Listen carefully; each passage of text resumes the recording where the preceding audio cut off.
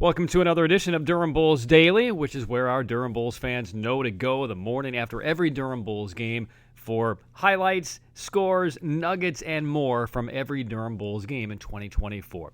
I'm Patrick Keenis, broadcaster for the Durham Bulls.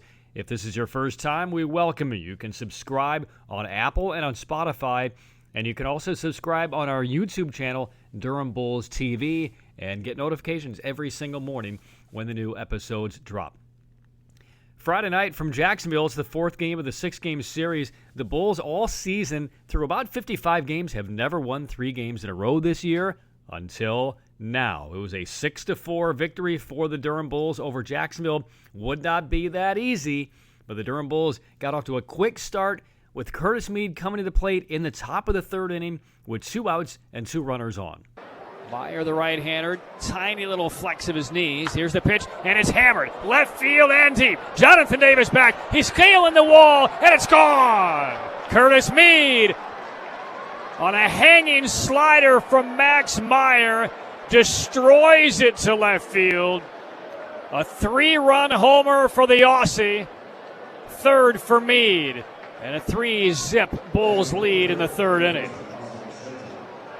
That home run by Mead would be his third since being optioned down by the Tampa Bay Rays. He's beginning to find his rhythm at the plate, and the Bulls took a 3-0 lead. Jacksonville immediately replied, 3 runs in the bottom of the third inning, 2 charged against opener Carlos Garcia, the other against Erasmo Ramirez, who came on in relief. Ramirez would earn the win in the game for the Bulls as he worked the next 2 1/3 innings. Then later in the game, 6th and 7th inning, 2 key errors by the Jacksonville Jumbo Shrimp allowed 3 unearned runs to score for the Bulls to grab a 6-3 lead. First and foremost, Tristan Gray, former Bull, started at second base. He committed an error on a ground ball in the 6th inning that led directly to a couple of runs scoring for the Bulls.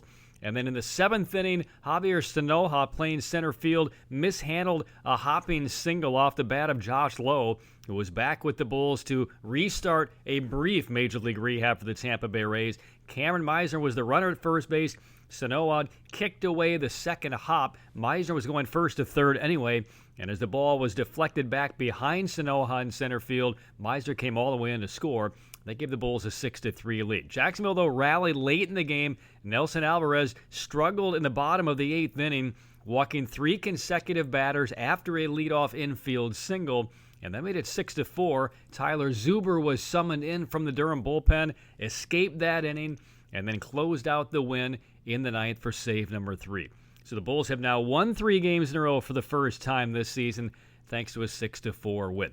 The kind of above the fold news going into Friday night's game was the contract selected of Durham Bulls relief pitcher Justin Sterner, who was up at Camden Yards making his Major League debut for the Tampa Bay Rays.